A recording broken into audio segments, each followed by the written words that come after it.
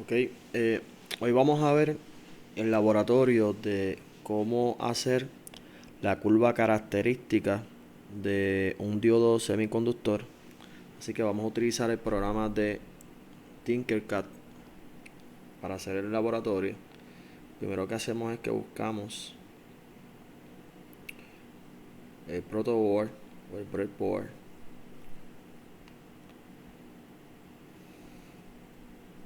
Ok,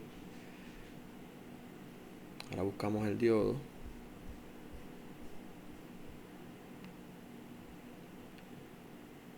Lo colocamos donde entendamos la resistencia.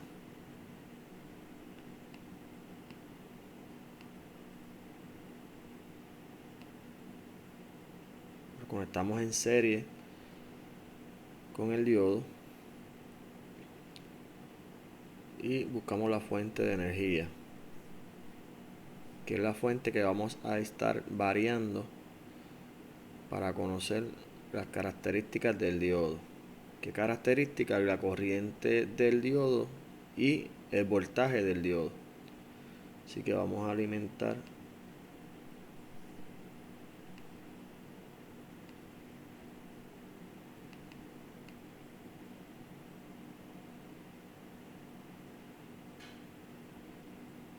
ok, ahora coloquemos el negativo.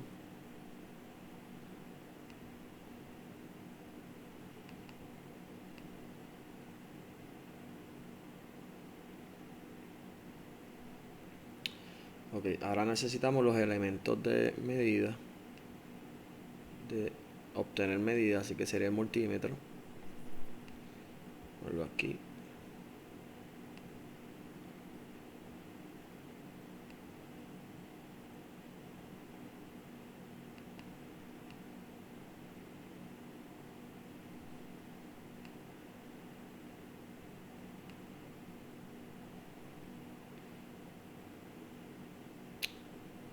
Todo aquí, perdóname.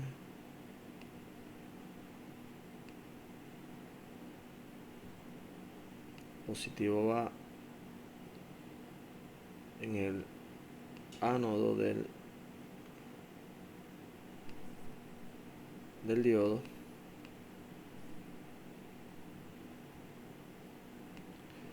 Ok, la resistencia que voy a utilizar es de, vamos a poner 100 ohmios.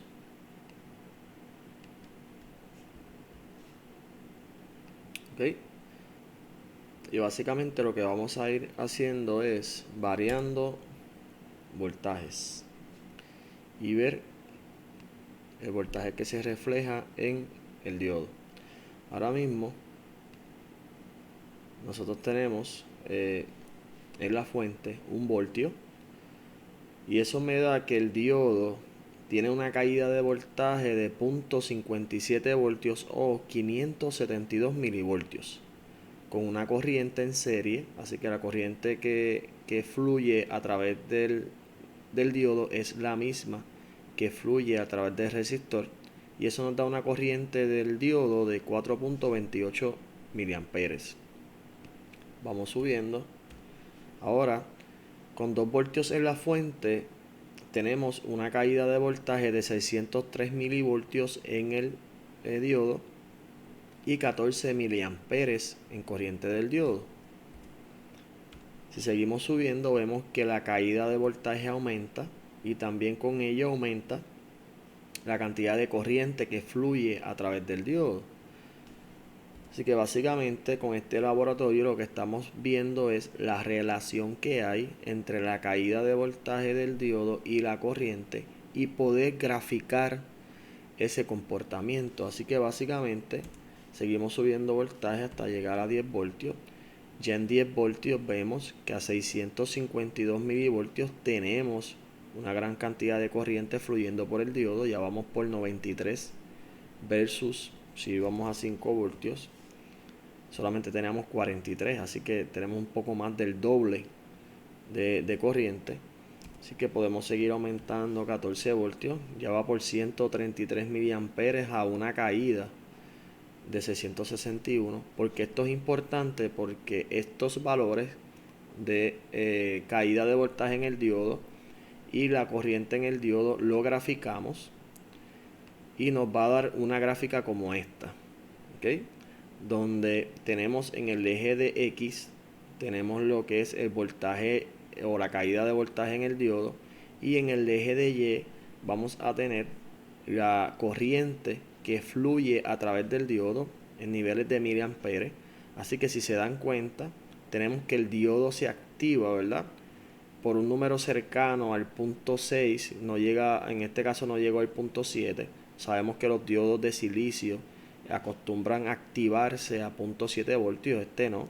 Este está alrededor de los puntos 6, 6.3 por ahí, punto 6.3, más o menos.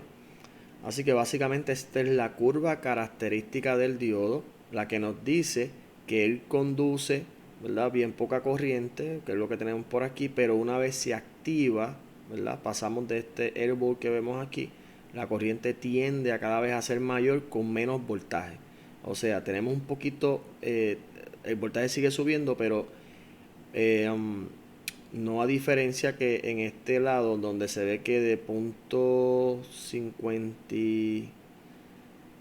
como punto 57 por ahí, 58, empieza a subir el voltaje, que es donde, ¿verdad?, vemos que se está activando el diodo. Pero vemos que de aquí en adelante, por cada poquito que se aumenta de voltaje, la corriente aumenta bastante. No como en esta área, ¿verdad?, que si tiramos una recta, él seguiría hasta acá. Así que no. Por cada poquito voltaje que aumente, una gran cantidad de corriente fluye por ese diodo. Así que básicamente con este laboratorio pudimos construir esa curva característica del diodo. Así que eso es todo. Espero que le haya sido productivo.